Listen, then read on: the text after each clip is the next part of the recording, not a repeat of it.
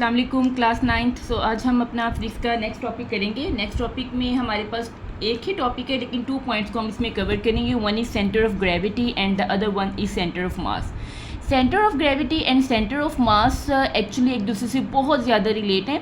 इसमें हम क्या करते हैं, बस फ़र्क क्या आ जाता है, जब हम सेंटर ऑफ ग्रेविटी की बात करते हैं तो इसमें हमने बात करनी है वेट की, और जब हमने सेंटर ऑफ मास की बात करनी है तो इसमें हमने बात करनी है मास की। चलें जी, पहले हम डिस्कस करते हैं सेंटर ऑफ ग्रेविटी की। सेंटर ऑफ ग्रेविटी को समझने के लिए बेटे हम स्टार्ट करते हैं ग्रेविटी से। ग्रेविटी जिसको हम इस चैप्टर में फिजिक्स में काफ़ी देर से स्टडी करते आ रहे हैं कि ग्रेविटी क्या है। ग्रेविटेशनल फोर्स, ग्रेविटेशनल एक्सेलरेशन एक ऐसी फोर्स है जिसके तहत ज़मीन अपने ऊपर मौजूद हर बॉडी को अपने सेंटर की तरफ खींचती है। ज़मीन की खींचने की जो पावर या खींचने की जो फोर्स है उसको हम क्या कहते हैं, ग्रेविटेशनल फोर्स। अब ग्रेविटेशनल फोर्स की वजह से, ग्रेविटी की फोर्स की वजह से जिस्म पर किसी भी बॉडी पर जो फोर्स अप्लाई होती है, जिसकी वजह से वो ग्रेविटी ज़मीन के सेंटर की तरफ मूव करता है, वो उसके वेट के बराबर होती है, वज़न के बराबर। यहाँ बेटे मैंने आपके सामने एक डायग्राम बनाई हुई है। अगर आप इस डायग्राम को देखो, इस बॉडी को देखो, ये बॉडी दिखाई गई जिसकी कोई ख़ास स्पेसिफिक शेप नहीं है, एक रैंडम शेप की बॉडी है। अब हम किसी भी बॉडी की बात करें तो वो क्या होता है, बहुत से पार्टिकल से मिलके बनी है। ऐसा तो नहीं होता ना कि एक बॉडी में एक ही पार्टिकल हो, जैसे हर बॉडी बहुत से एटम से मिलके बनी है, सेम इसी तरह से ये अगर हम इस बॉडी की बात करते हैं तो ये भी बहुत से एटम्स या बहुत से पार्टिकल्स, हम उसकी जगह यूज़ कर लेते हैं वर्ड को, बहुत से पार्टिकल से मिली है। अब इसमें इस बॉडी में जितने भी पार्टिकल होंगे उन सब पर एक ग्रेविटी की फोर्स लग रही है, जिसके तहत ज़मीन उस बॉडी को नीचे की तरफ अपनी तरफ खींच रही है।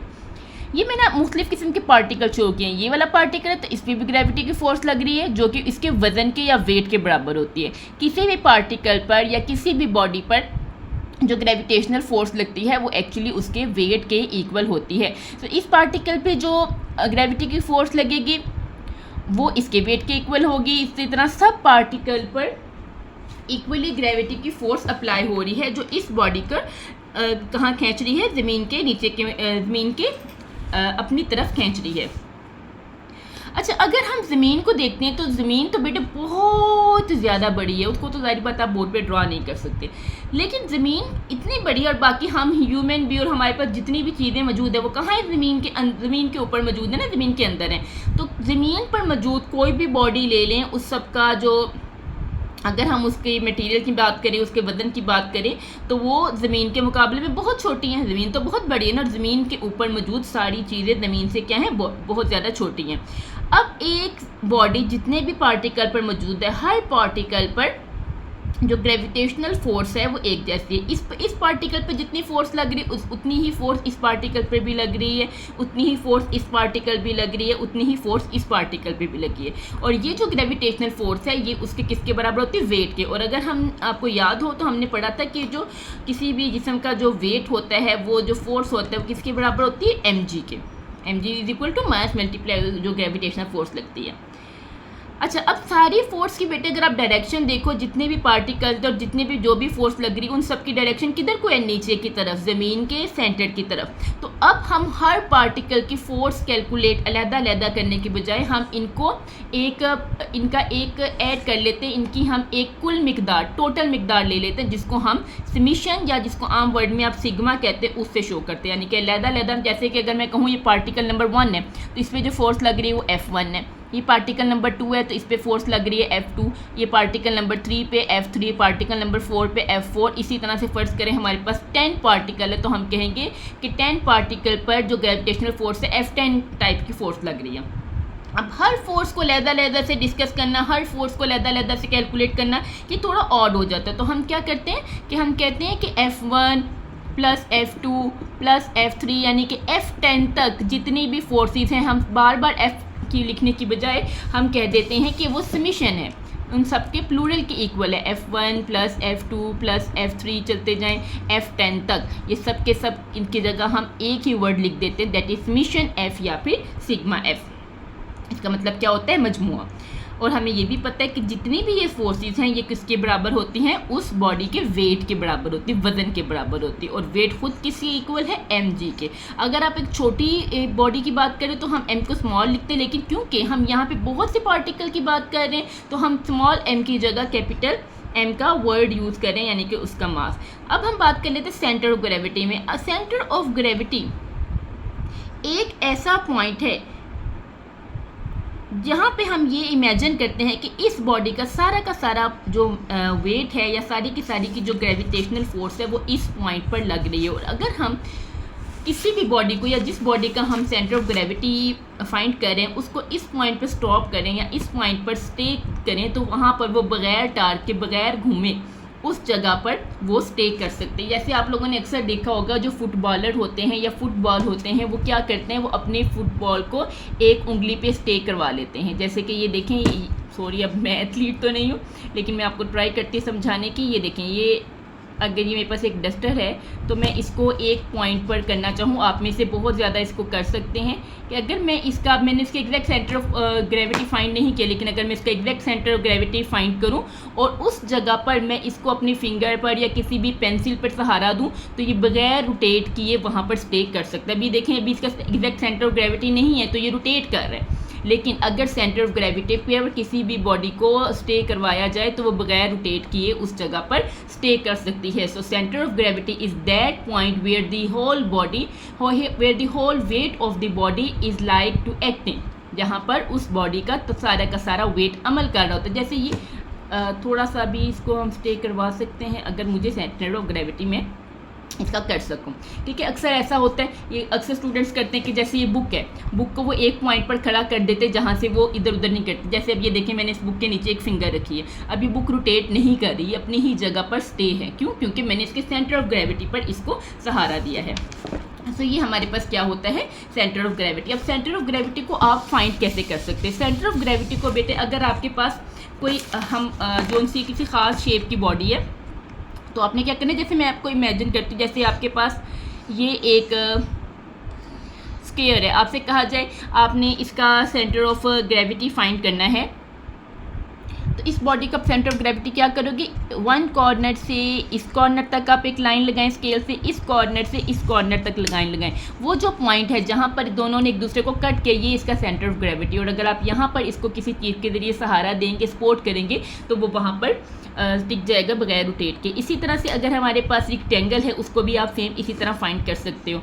Like this is a rectangular body और इसका आपको सेंटर ऑफ ग्रेविटी फाइंड करना कहे तो सेम आपने इसको हम ना वेक्टर भी कहते हैं, इस पॉइंट को इस पॉइंट से मिलाएं, इस पॉइंट को इस पॉइंट से मिलाएं, ये जो दरमियान वाला आपको पॉइंट मिल गया ये आपका क्या होगा, सेंटर ऑफ ग्रेविटी। इसी तरह से अगर आपके पास एक ट्राई एंगल हो और आपसे कहा जाए कि ट्राई एंगल का आपने सेंटर ऑफ ग्रेविटी फाइंड करना है, तो उसका तरीका क्या होता है, मुस्तानी होती है। देखिए इसकी ना 3 जोन से होते हैं, वो होते हैं, हम क्या करेंगे, एक इधर एक पॉइंट से इस तरीके से, जिसको हम उर्दू में वस्तानिया कहते हैं, इसी तरह से इस पॉइंट से आप इसका जो सा है सेंटर वो इधर से ऐसे ड्रॉ करते हैं एंड सेम इसका इस तरीके से, और ये जो आपको पॉइंट मिलता है ना, ये इसका सेंटर ऑफ ग्रेविटी होता है।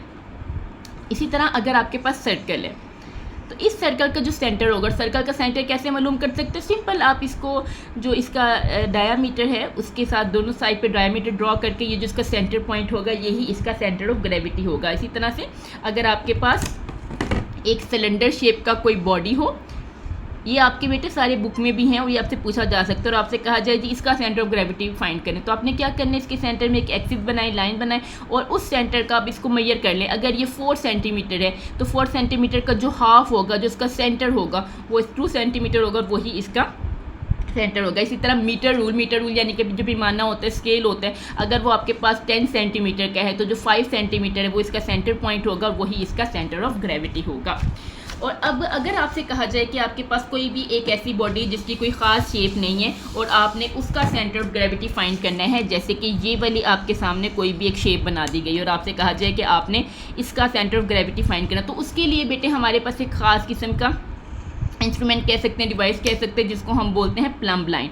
प्लम्ब लाइन बेटे जो मिस्त्री होते हैं अक्सर वो दीवारों को देखने के लिए कि दीवारें सीधी हैं टेढ़ी तो नहीं बनी, अक्सर वो यूज़ करते हैं। अगर आप लोगों के घर बने हों या आपने कंस्ट्रक्शन देखी हो तो आप लोगों को अक्सर नज़र पड़ती होगी कि उनके पास एक ऐसे लंबा सा धागा होता है जिसके नीचे एक लोहे की ये बनी हुई होती है, जिसके ज़रिए वो देखते हैं कि जो दीवार है वो सीधी या टेढ़ी तो नहीं है। उसके ज़रिए हम किसी भी बॉडी कोई, अगर आपके पास ऐसी बॉडी है जिसकी कोई ख़ास शेप नहीं है तो आप उसका सेंटर ऑफ ग्रेविटी मालूम कर सकते हो। उसके लिए क्या करना है, आप उसके मुख्तलिफ ज़्यादा होल करें, यहाँ पे होल करें और एक दीवार ले लें या कोई भी जगह ले लें, वहाँ पर आपने कील लगा देना, जहाँ पे आपने सुराख किया उससे उसको लटका दें। जब आप लटकाएंगे और साथ आप प्लम्ब लाइन लगा देंगे तो प्लम्ब लाइन किसी जगह पे बिल्कुल सीधी हो जाएगी। यहाँ पे प्लम्ब लाइन लगाइए, फिर आप क्या करो, इस बॉडी को यहाँ से लटका दो, इस कॉर्नर पे सुराख करके लटका दो और यहाँ पे प्लम्ब लाइन लगाओ, तो वो जाहिर बात है वो किस जगह पे आएगी, इस जगह पे। फिर जितने भी सुराख हैं ना, थोड़े मुख्तलिफ जगहों पर सुराख करके आपने हर एक के साथ प्लम्ब लाइन लगानी है और जहाँ जहाँ पे प्लम्ब लाइन स्टे करेगी आपने उधर कर लेना है। इसी तरह से ये एक इधर सुराख कर लें, फिर इसको इस तरह लटका दें इस सुराख से, एंड देन यहाँ प्लम्ब लाइन लगाएंगे तो जहाँ पे प्लम्ब लाइन सीधी होती है वहाँ पे आप ड्रॉ करते जाए, तो आपके पास ऑटोमेटिकली एक पॉइंट अचीव हो जाएगा। यही जो पॉइंट होगा ये उसका क्या होगा, सेंटर ऑफ ग्रेविटी। चलें अब हम बुक की तरफ आते हैं और इस सेंटर ऑफ ग्रेविटी को आपकी बुक से स्टडी करते हैं। ओके जी, सेंटर ऑफ ग्रेविटी, सबसे पहले हम इसकी करने का तरीका क्या, सबसे पहले आपने इसकी डेफिनेशन करनी है। सेंटर ऑफ ग्रेविटी किसी भी बॉडी में वो पॉइंट या वो नुक्ता होता है जहां उसका सारा वजन या सारा वेट अमल करता हुआ मालूम होता है, यानी कि आप इमेजिन कर सकते हो कि इस जगह पर इस बॉडी का सारा वेट एक्ट कर रहा है, इसको हम क्या बोलेंगे, सेंटर ऑफ ग्रेविटी। उसके बाद बेटे आपने इसकी एक्सप्लेनेशन की तरफ आ जाना। इंग्लिश मीडियम स्टूडेंट लिखेंगे एक्सप्लेनेशन, जबकि उर्दू मीडियम स्टूडेंट इसको लिखेंगे वजाहत में। चल, कोई भी अगर आपके पास छोटी बॉडी है तो वो क्या होती है, बहुत ज़्यादा पॉइंट से मिलके बनी होती है और हर पॉइंट पर क्या होता है, ज़मीन के मरकज़ की तरफ से कौन सी फोर्स अमल कर रही होती है, ग्रेविटेशनल फोर्स। क्योंकि ज़मीन बहुत बड़ी है और कोई भी बॉडी ले लो, कोई भी चीज़ ले लो, वो ज़मीन के मुकाबले में क्या है, बहुत ज़्यादा छोटी, इसलिए जितने भी उसमें पार्टिकल होंगे सब पर जी या ग्रेविटेशन की फोर्स क्या होगी, सेम, और उसकी वैल्यू क्या होती है, mg। मैंने बताया ना, w होता है वजन के इक्वल होता है, w किसके इक्वल होता है, mg के। अब क्योंकि ये सारी फोर्सेस सीधी हैं, नीचे की तरफ हैं और एक ही डायरेक्शन में अमल कर रही हैं, तो इसलिए हम इन सबको अलग-अलग कैलकुलेट नहीं करेंगे, बल्कि इसका समीशन मजमुआ ले लेंगे और वो किसके इक्वल होगा, sigma mg। Force is equal to mg ना, तो अगर हम डिफरेंट फोर्सेज लें, जैसे मैंने आपको भी एक्सप्लेन किया था, तो क्या लिखेंगे, सिग्मा mg। सिग्मा का मतलब है कि जितने भी पार्टिकल हैं उन सब की फोर्सेज को हमने ऐड कर लिया। हम जानते हैं, ये वाला वर्ड काटते हैं यहाँ से, तमाम ज़रात पर अमल करने वाली, एक्ट करने वाली फोर्सेस का मजमुआ किसके बराबर होता है, उसके वेट के, और वेट किसके इक्वल होता है, mg के। तो जबकि m क्या है, समीशन f। ये भी मैंने आपको बता दी कि छोटा अगर एक एक पार्टिकल का लेंगे तो उसको हम स्मॉल m से करेंगे, लेकिन अगर हम पूरी बॉडी का ले लेते हैं, सारे पार्टिकल का मास इकट्ठा लेंगे तो हम स्मॉल m नहीं लिखेंगे, बल्कि उसको समीशन m करके कैपिटल M के इक्वल आ जाएगा।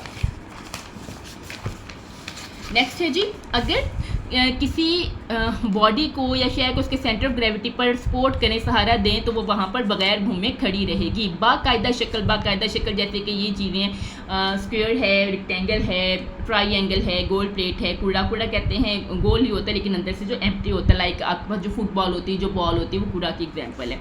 ऐसे ही सिलेंडर है, मीटरोलॉजिस्ट के लिए क्या है, बाकायदा शक्ल है, तो उसका कैसे मालूम करेंगे, और बेकायदा जिसकी कोई ख़ास शक्ल नहीं होती, उसका ज्योमेट्रिकल सेंटर होता है। ये मैंने आपको बताया भी है और ये आपने करना है। मुरब्बा मुस्ततील की, जो उसके बतरों को मिलाने वाली कॉर्नर से कॉर्नर, मुसल्लस का उसके दरमियान वाली लाइन से उसके कोई किसी भी सामने वाले कॉर्नर तक, किसी तरह गोल प्लेट है पूरा, ये सारा कुछ मैं आपको करवा चुकी हूँ, इसको आप देख लीजिएगा। उसके बाद ये है कि अगर आपके पास कोई बेकायदा शेप है, यानी कि ना तो वो आपके पास रेक्टेंगल है, ना वो स्क्वायर है, ना वो आपके पास सर्कल है, ना वो ट्राइंगल है, तो ऐसी बॉडी का हम सेंटर ऑफ ग्रेविटी कैसे फाइंड करेंगे, वही बात कि इसको हम क्या करेंगे, लटका कर, मुख्तलिफ कील पर सुराख करके मुख्तलिफ जगहों पर इनको लटकाएंगे। हर दफ़ा जब शय को लटकाया जाए तो उसका सेंटर ऑफ ग्रेविटी लटकाने के लिए नुक्ते से नीचे की तरफ प्लम्ब लाइन के ज़रिए खींची गई अमुदी लाइन वाक़या होगी। मैंने आपको बताया ना, प्लम्ब लाइन लटका दे, जहाँ पे वो लटकी उधर से उसको आपने डॉटेड लाइन ड्रॉ कर लेनी है पेंसिल से।